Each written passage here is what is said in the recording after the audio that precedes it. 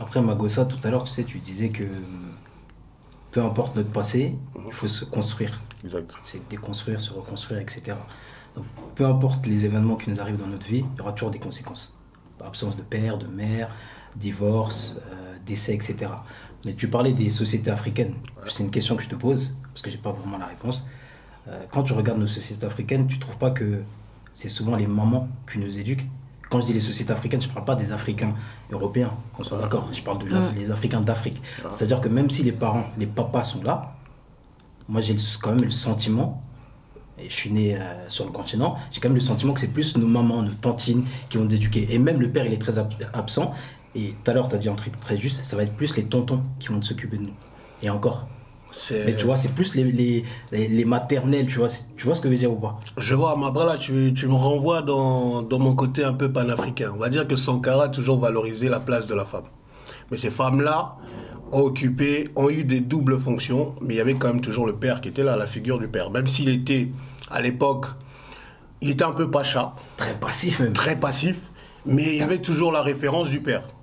C'est pour ça que je dis qu'aujourd'hui, on a eu des exemples des familles où le papa était polygame, des vrais polygames, hein, pas les polygames d'aujourd'hui, ceux qui assumaient vraiment la situation financière de leur femme, mais ils gardaient quand même ce rôle de dire j'ai tant d'enfants avec tant de femmes différentes, mais dans chaque famille, je joue mon rôle de père. C'est pour ça que je dis que les femmes ont éduqué les enfants, mais il y avait toujours ce côté où si le père n'est pas là, il y a l'oncle qui est là, qui comble plutôt le manque. C'est pour ça que je dis qu'on ne peut pas parler d'insécurité sur nos sociétés africaines, mais sur le rôle éducatif, même aujourd'hui en Europe, dans le cadre général, c'est la femme qui éduque. C'est elle qui passe le plus de temps avec les enfants. C'est vrai. Donc ça, on ne pourra pas contester. Mais une femme qui éduque bien ses enfants, mais si elle a des garçons qui n'ont pas de figure paternelle, ça posera un problème sur la suite. Non, on voit les conséquences de toute façon dans nos quartiers. Hein. C'est la vérité. C'est vrai. Non, je trouve qu'on s'est trop éparpillé parce qu'on aurait dû se centrer vraiment sur les impacts. Qu'est-ce que ça a comme impact sur nos relations, sur la façon de voir la femme pour les hommes, sur la façon de voir les hommes pour la femme, sur les relations qu'on a, enfin je sais pas. Mais là je trouve qu'on a parlé beaucoup de c'est quoi la figure du père, c'est quoi la figure de la mère. Qu'on le définisse quand même. Il faut qu'on le définisse. La question c'est simple. Quel est l'impact de l'absence d'un père sur les. On fait le tour alors. Moi je suis pas d'accord avec Soli, parce qu'on a parlé des aspects psychologiques et psychiques. On a parlé des troubles chez certains enfants. Tu veux qu'on parle de quoi de plus? L'impact. Alors je pense qu'on n'est pas allé assez loin. Mais... Moi je pense que l'absence d'un père dans les relations que ce soit homme ou femme, je pense que ça crée de l'insécurité, comme tu l'as dit. Je pense que ça crée un manque de confiance. Je pense que ça crée un trouble avec la peur d'être abandonné une deuxième fois, parce que beaucoup d'enfants qui sont dans une famille monoparentale, souffrent de l'absence et se disent j'ai été abandonné, j'ai été rejeté, j'ai été délaissé. Donc du coup quand ils rencontrent quelqu'un pour faire ils ont du mal à faire confiance pour construire une famille en fait, tout simplement. Et c'est pour ça que dès le début j'avais dit qu'en vrai je pense qu'on sera tous d'accord, parce que ce que tu dis, je pense qu'on est tous d'accord. Hein. Non, lui il était pas tout à fait d'accord avec ça, que lui il disait sur les conséquences, même sur les conséquences, il y a des enfants, il y a des enfants qui ont grandi sans la figure paternelle, qui vivent des relations saines. Oui, mais c'est toujours c'est difficile. Ce que j'explique, c'est la règle qui confirme, comment on appelle ça? C'est pas la règle l'exception qui confirme la règle. Là, je suis pas d'accord. Parce que le problème, c'est qu'on revient toujours sur le cadre de référence. C'est parce qu'autour de toi, tous les enfants qui ont grandi sans parents reproduisent les mêmes comportements, que partout c'est pareil. Non. C'est pour ça que je dis il faut sortir de sa zone de confort. Non, c'est pas partout pareil. C'est ce que je dis. Regarde, si tu grandis dans le 92. Les environnements aussi. Et que c'est ça le cadre de référence. L'environnement, les croyances, tout. Si ça se passe toujours pareil là-bas, c'est pas pareil que si tu vas à Lille ou autre part. C'est pour ça qu'il faut qu'on donne des analyses en sortant de notre environnement, notre cadre de référence. On se projette sur... On va faire en général. En général, c'est pas toujours le cas. Moi, je connais des personnes qui ont grandi sans figure paternelle, qui ont vécu des relations hommes-femmes saines. Alors, dans quel environnement? Parce que il faut que tu précises alors. Maestro, là tu joues sur les chiffres. On sait que tout le monde n'a pas vécu la même chose. Mais en nombre, en général... Il y a toujours des troubles et c'est toi-même qui l'as dit en plus. Ça, on l'a dit sur les troubles d'ordre général, on va pas parler sur les relations amoureuses. Moi, par exemple, pour revenir sur mon histoire, pour moi, donc aujourd'hui, donc, je suis casée, etc., je suis mariée, j'ai des enfants, bah, pour moi, psychologiquement, jusqu'aujourd'hui, je n'arrive pas à concevoir le fait que deux personnes puissent rester ensemble à vie. Pour moi, c'est pas possible. Non, mais c'est drôle, mais c'est vrai. En fait, dans ma construction, comment j'ai été construit et ce que j'ai vu, et ben mon cerveau, il me dit à tout moment, il va te quitter. Excuse-moi, tu vas partir. C'est pas possible que vous restiez ensemble parce que dans ma vision, dans mon, je peux pas dire mon idéal parce que j'aurais souhaité que ça se passe autrement, mais en tout cas, dans la manière dont j'ai été construite, c'est pas possible. C'est pour ça, pour répondre à ça, Soli, c'est les croyances. Les croyances, c'est tout ce qu'on apprend, on l'intériorise. Si tu crois que tu es nul, tu seras nul. Oui, mais tu l'apprends comment? Je vais juste finir. Excuse-moi. Les croyances, c'est ce qui nous pousse à avoir des pensées limitantes. C'est pour dire que si on t'éduque en te disant que tu es supérieur aux autres, tu vas l'intérioriser, tu vas croire que tu es supérieur. Si on t'éduque en ayant un modèle où le père n'est pas là, l'insécurité qui règne, le manque de confiance, tu tendras à reproduire les mêmes choses.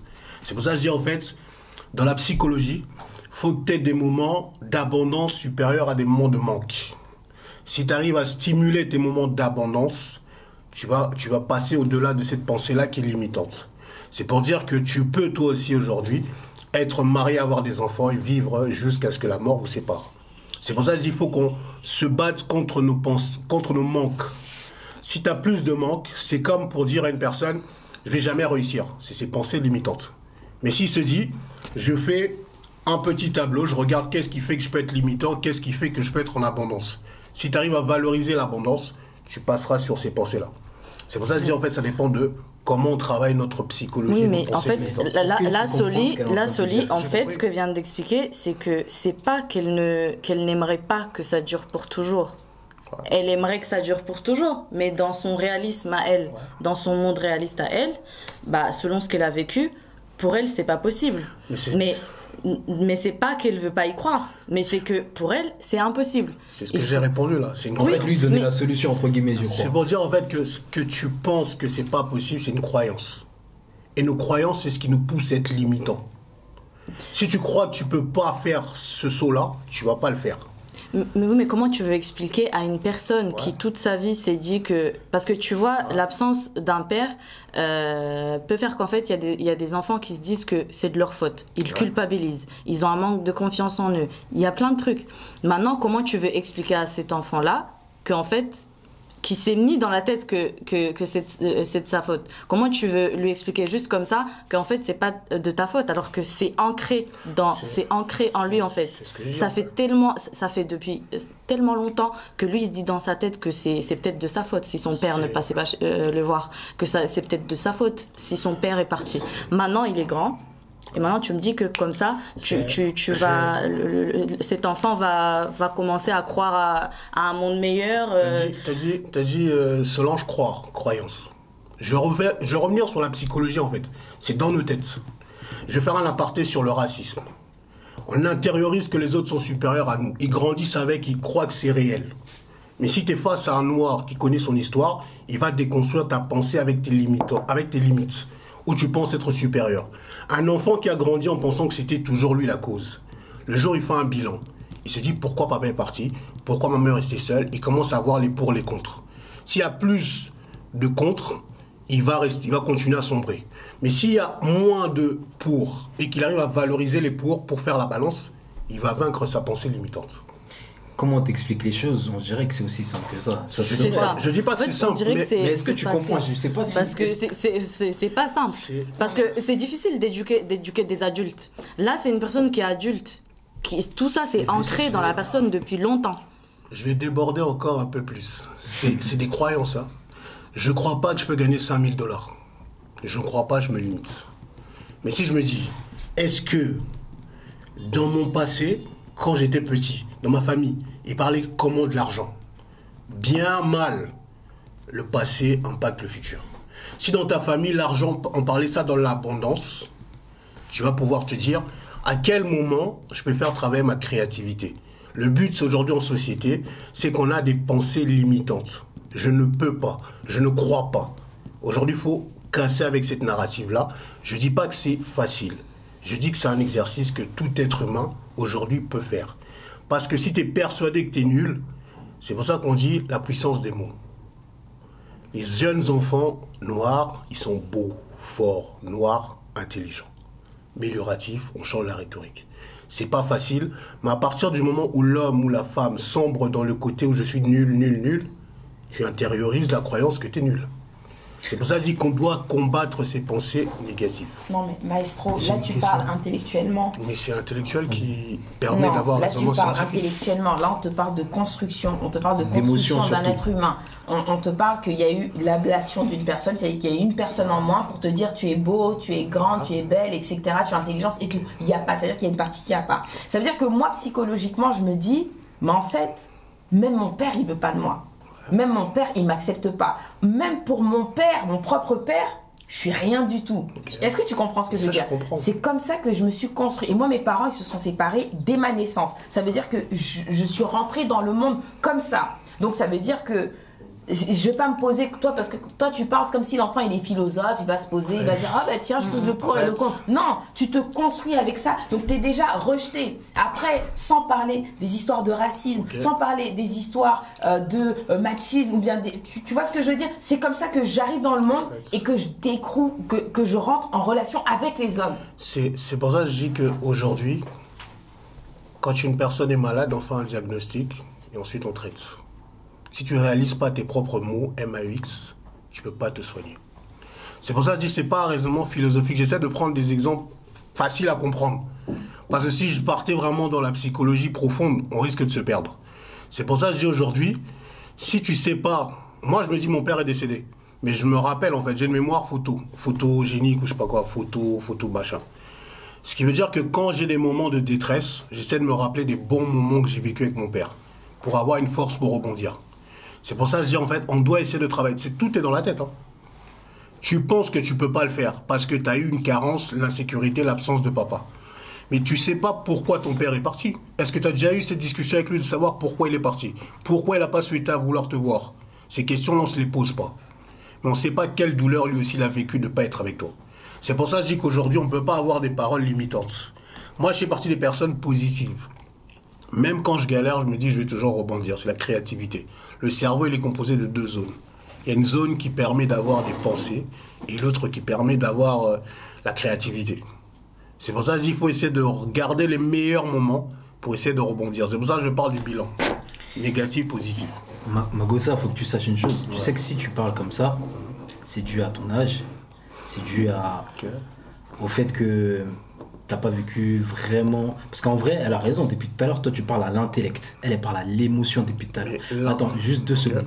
Le truc, c'est que l'émotion et l'intellect, tu peux pas essayer de les mettre au même niveau. Parce que là, en vrai, elle fait un témoignage. On peut que acquiescer ce qu'elle dit, en vrai de vrai. On peut que l'écouter et lui dire, je comprends ce que tu dis. Par contre, là où je suis d'accord avec toi, c'est qu'évidemment qu'il faut qu'elle se soigne, entre guillemets, si on peut appeler cette maladie. Tu comprends ce que je veux dire? Et donc je pense qu'elle a compris ton message, mais en vrai de vrai ce qu'elle a dit c'est le mot de plein de personnes qui n'ont pas eu de père, et je pense que c'est tout simplement ce qu'elle veut dire. Je vais finir, je vais juste prendre mon exemple à moi, ça va être très bref, mais en fait depuis tout à l'heure elle raconte son histoire par rapport à sa relation avec le sexe opposé, et je te comprends totalement. On a déjà eu la discussion, je te disais pareil que moi, quand je me mets avec une femme aujourd'hui, le problème c'est que j'ai exactement le même état d'esprit. Je me dis pas, par exemple, je crois pas en l'amour éternel. Alors, est-ce que c'est dû à ce qu'elle a dit? Parce que j'ai eu un père absent dans le sens pas physique. Je la rejoins sur ce qu'elle disait. Mon père, il était vivant, présent, mais c'était un père africain qui parle jamais, mosquée, salam alaikum, et il parle à personne. Donc, l'éducation, 0 à la maison. C'est un fait. Alors moi je veux bien parfois tes propos panafricains qui fantasment un petit peu trop sur l'Afrique. Je suis africain, je suis aussi panafricain. Le problème c'est que...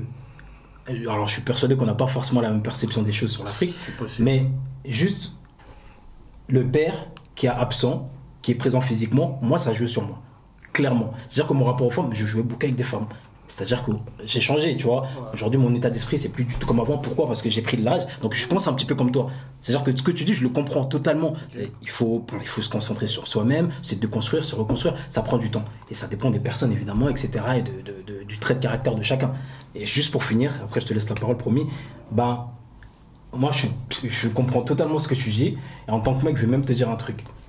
J'étais le genre de mec, un putain de charme, je vais pas te mentir. Je savais que je plaisais aux femmes et j'en jouais. Mais je savais pas quelles étaient les conséquences. Et je te jure qu'il a fallu que j'ai le même cheminement que toi pour me dire à 30 piges, ah ouais, putain, mais en fait. Et pourtant, j'adore échanger, moi. J'aime beaucoup écouter, j'aime bien discuter avec les gens. J'assomme mon père, on parle de rien. Si c'est pas foot, c'est rien du tout. Je vais essayer de lui parler de l'Afrique, raconte-moi l'histoire de la Guinée, etc. Il y a fouille. Et aujourd'hui, je te jure, je me suis rendu compte que ça a vraiment joué sur moi. Mais moi, en fait, j'écoute. Et encore une fois, ça se contredit pas. Je sais pas si tu comprends. C'est-à-dire que nous, ce qu'on te dit, ça contredit pas du tout ce que tu dis. C'est pour ça. On doit tu vois, c'est la deuxième phase, on va dire. Moi, j'écoute et j'entends pas. C'est pour ça que je dis, dans un débat, on n'est pas là pour être d'accord. Ce que Soli dit, c'est quelque chose qui touche tout le monde. Mais moi, l'approche que j'apporte, je fantasme pas sur l'Afrique. Je suis panafricain et je suis dedans, fantasme pas. C'est juste pour dire qu'aujourd'hui, ce que Soli dit, c'est normal. Le problème, c'est qu'aujourd'hui, quand on dit « je comprends », c'est un peu hypocrite.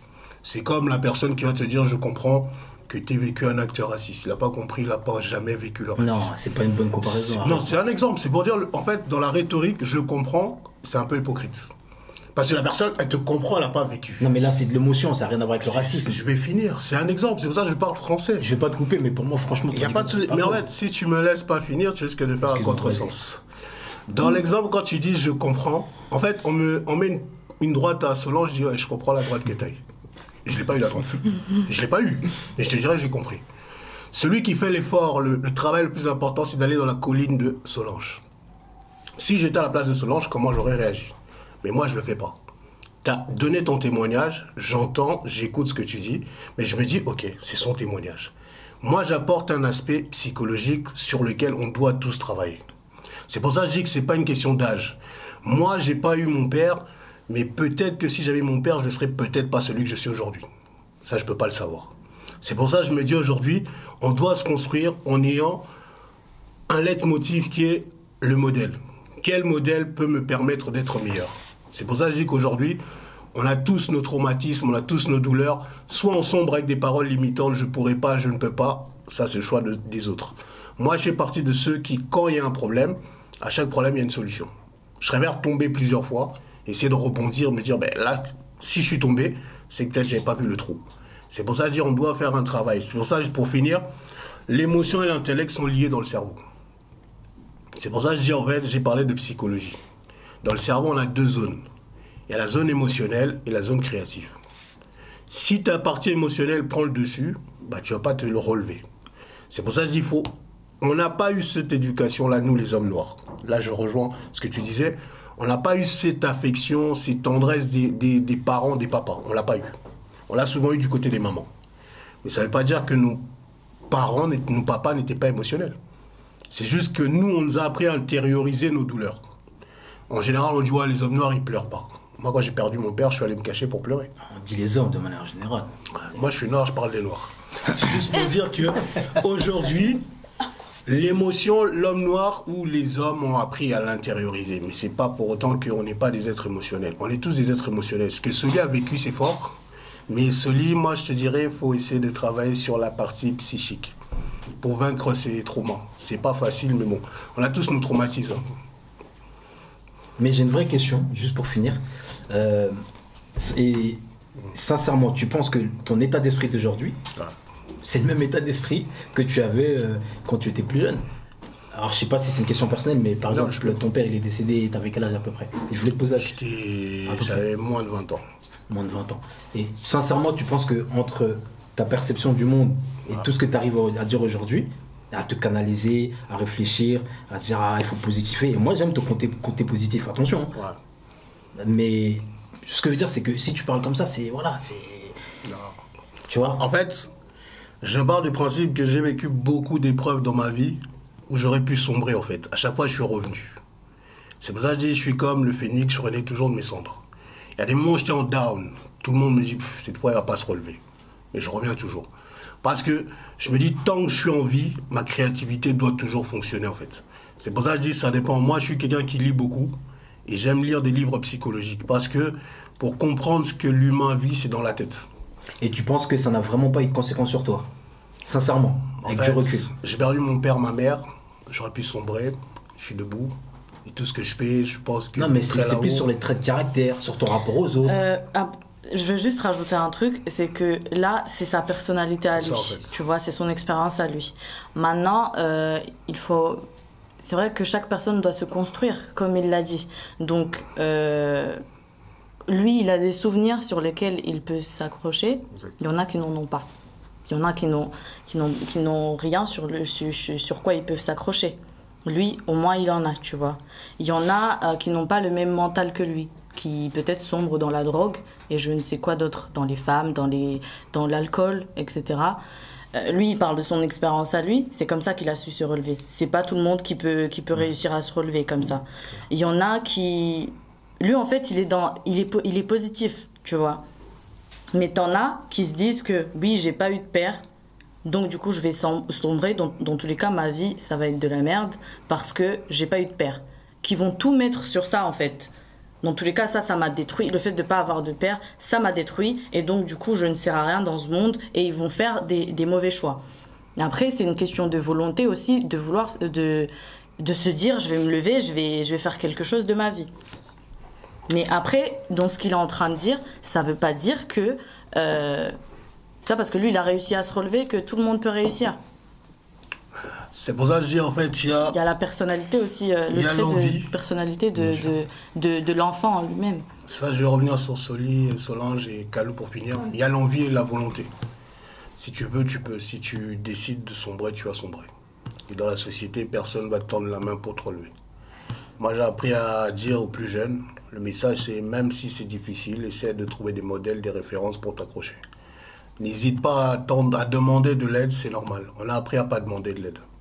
Et si tu demandes de l'aide, moi, quand j'ai eu des moments sombres, difficiles, j'avais un meilleur ami qui était toujours là et on est toujours en contact. C'est pour ça que je dis, on ne peut pas sombrer parce qu'on est... On a vécu des choses difficiles de par aussi notre histoire, donc il faut rester fort. C'est pour ça, le message, c'est trouver l'origine des traumas et essayer de les solutionner.